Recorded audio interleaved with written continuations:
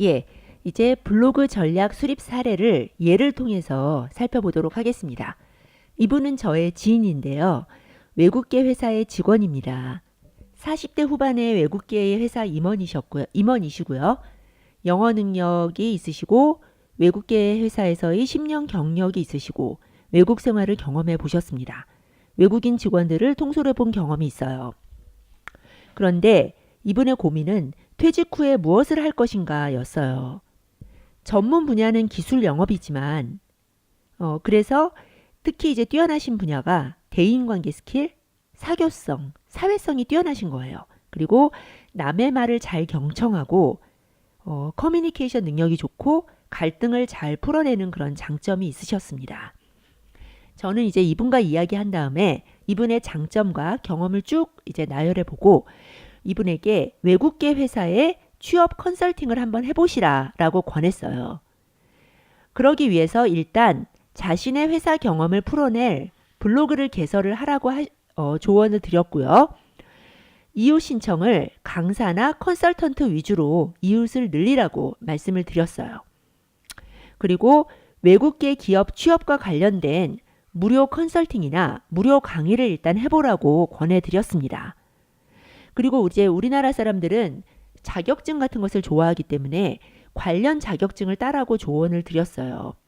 그러면 자신의 경험과 또 무료 컨설팅을 통해서 컨설팅한 경험이 있고 자격증까지 있으면 그런 경력이 쌓이면 책을 출간하라고 조언을 드렸어요.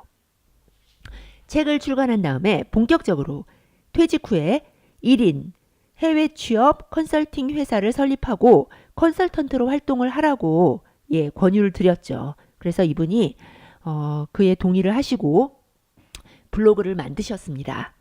또 다른 예예요. 이분도 저의 지인인데요. 두 아이와 함께 캐나다로 어학연수를 가는 주부예요. 이분은 자신의 일, 정체성이 없어서 좀 고민을 하셨고요. 겉으로는 아이를 위한 유학이지만 사실은 나를 찾기 위한 유학을 떠나시는 거예요. 그래서 캐나다 유학 자체를 프로젝트로 삼아서 글쓰기를 시작하라고 조언을 드렸어요.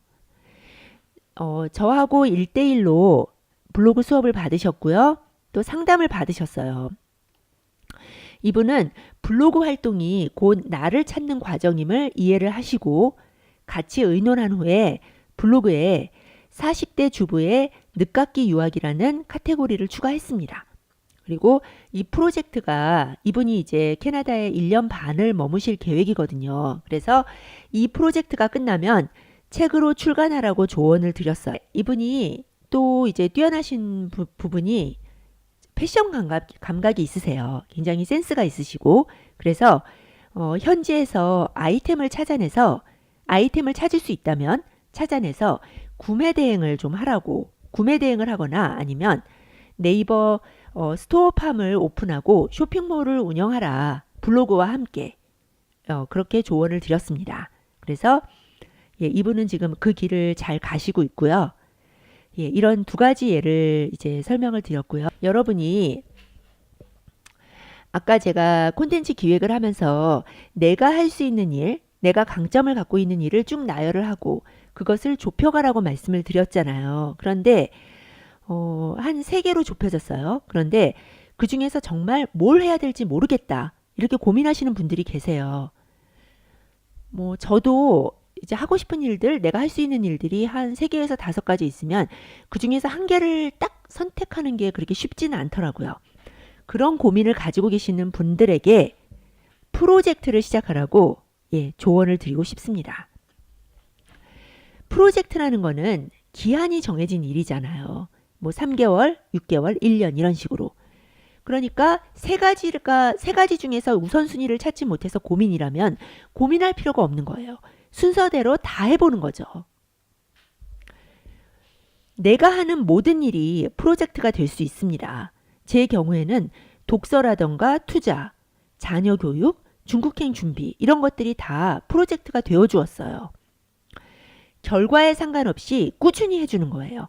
임계점이 지나면 분명히 기회가 찾아옵니다. 그리고 그 모든 과정을 기록하는 거예요. 과정을 공유하면 그 자체가 나의 스토리가 됩니다. 시간이 흐르면 그 스토리는 나의 히스토리가 되는 거예요. 히스토리만큼 강력한 경쟁력이 없어요. 예. 특히 블로그 같은 관계 기반 플랫폼에서는 히스토리가 굉장히 중요합니다. 제가 프로젝트를 하라고 말씀드리는 이유는 한 두 가지 정도가 있는데, 일단 무조건 시작을 해야 되거든요. 고민만 하고 있으면 끝이 나질 않아요. 시작을 일단 할 때 내가 이거 한 가지를 정해서 무조건 이 한 가지만을 해야 된다. 그러면 너무나 부담감이 큽니다. 그러니까 그렇게 하지 마시고, 내가 3개월을 정해서 3개월 동안 이걸 해본다라고 생각하면 훨씬 더 마음이 편하고 가볍게 시작할 수 있어요.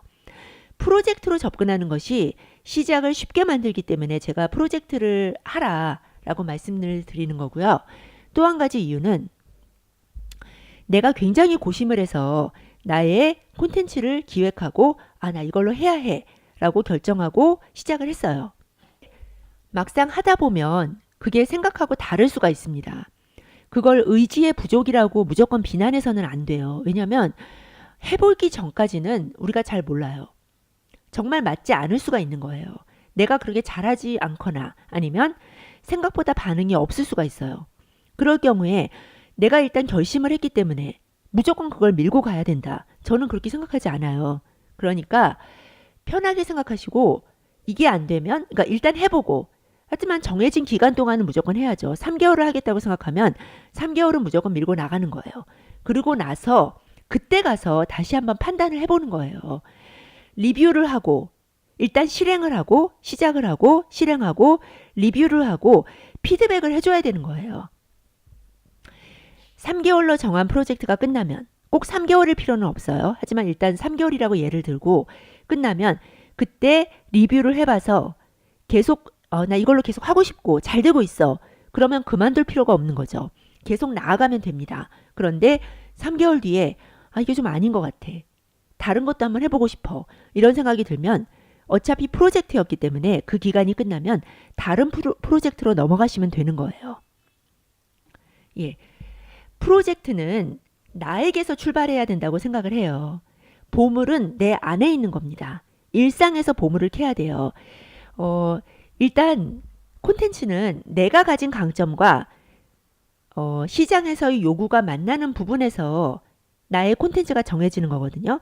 그럴 때 내가 중심이 될 것인가 아니면 시장의 요구가 중심이 될 것인가를 잘 생각하셔야 되는데, 아주 젊은 분이고 패기가 넘치고 이런 분들은 시장의 요구에서 출발을 하셔도 돼요. 배울 기간이 충분하니까. 하지만 나이가 좀 있으시고 30대 중반, 40대, 50대 이러신 분들은 저는 나에게서 내가 가진 것에서 출발하라고 적극적으로 말씀을 드려요. 그래도 충분합니다. 무조건 지금까지 없었던 거, 완전히 새로운 것을 내놓겠다라고 생각하지 마세요. 그런 게 없어요. 그 스티브 잡스도 혁신이라는 것은 기존에 있는 것을 조금 다르게 새로운 방향으로 새로운 관점으로 연결하는 거라고 했어요. 완전히 맨땅에 헤딩해서 새로운 것을 발굴할 수는 없다고 생각해요. 시간이 굉장히 많이 걸리고, 또 우리한테는 그렇게 많은 시간이 없잖아요. 다 직장인들이고 바쁘시고, 그러니까 내가 지금까지 잘해오고 내가 경험을 많이 가지고 있는 것에서 출발을 하라라고 말씀을 드리고 싶습니다. 그런데 이제 프로젝트가 정말 생각이 나지 않을 경우에는 여러 가지 아이디어를 생각해 볼 수가 있어요. 이거는 제가 여기 예로 들어놓은 것들이 있는데, 이거는 제가 생각한 것이기도 하고 또 이제 여러 책에서 보고 제가 요약을 한 것이기도 합니다. 예를 들어 자기계발서 100권을 읽고 요약하고 서평 작성하기, 저력과 재테크로 1000만 원 만들기, 멘토 100명 만나기, 외국에서 한 달 살기, 이런 것들이 다 충분한 그 자체로 프로젝트가 돼줄 수 있고요. 컨텐츠가 돼줄 수 있고요. 책이 돼줄 수 있습니다. 그러니까 지금 당장 시작할 수 있는 프로젝트를 10개 생각해 보세요. 지금 당장 에버노트에 프로젝트 노트를 만드시고요. 내가 당장 시작할 수 있는 프로젝트를 최소 10개를 쳐 넣으세요. 나중에 고칠 수 있으니까 너무 고심하지 마시고 생각나는 대로 그냥 막 써 넣으세요. 사소해도 좋고요. 사실은 사소할수록 좋아요. 사소하다는 것은 일상성이 있다는 얘기고요. 그거는 사람들한테 공감을 줄 여지가 많다는 거예요. 이렇게 해서 콘텐츠 기획에 대한 설명을 다 드렸습니다. 여러분의 콘텐츠 기획에 도움이 되시기를 바라고요. 언제든 질문이 있으시면 연락해 주세요. 예, 지금 강의 내용 잘 들으셨으면 정리해서 블로그에 올려주시고 여러분만의 독창적인 콘텐츠 반드시 찾아낼 수 있습니다. 여러분 안에서 시작해서 반드시 끄집어낼 수 있으니까 잘 생각해 보시고요. 여러분의 고유한 콘텐츠와 곧 만나시기를 응원드리고 바라겠습니다. 감사합니다.